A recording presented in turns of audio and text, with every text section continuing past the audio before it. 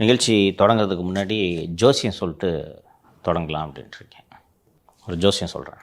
வர்ற 7ஆம் தேதி திருவான்மியூர் டு உத்தண்டி ஒரு எலிவேட்டட் ஹைவே ப்ராஜெக்ட்டுக்கான டெண்டர் திறக்கப்பட இருக்கிறது.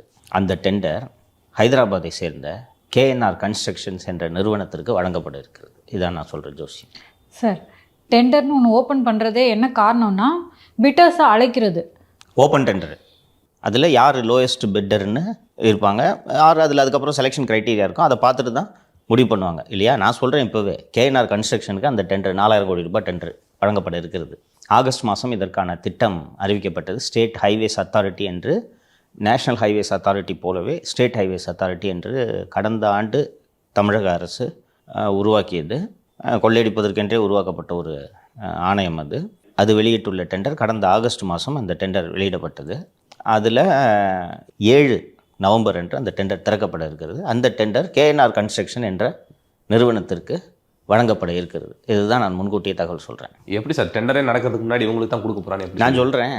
அந்த டெண்டரில் ஒரு கண்டிஷன் போட்டிருக்காங்க. இது மாதிரி ஒரு பிரமாதமான ஒரு சிறப்பு வாய்ந்த உலகத்தில் எங்கும் பார்க்காத அதிசயிக்கத்தக்க ஒரு கண்டிஷனை நீங்கள் எங்கேயும் பார்க்கவே முடியாது. என்ன கண்டிஷன்னா, எந்த நிறுவனம் ஹைவேஸ் அதிகாரிகளோடு சேர்ந்து அந்த இடத்தை பார்வையிட்டுள்ளதோ அந்த நிறுவனத்திற்கு தான் டெண்டர்னு ஒரு ஆர்டர் போட்டிருக்காங்க. இப்போ நீயும் டெண்டரில் பார்ட்டிசிபேட் பண்ணலாம், ஆனால் நீ போனால் ஹைவேஸ் அதிகாரிங்க கூட வருவாங்களா? இப்படி ஒரு கண்டிஷன் கேள்விப்பட்டிருக்கியா?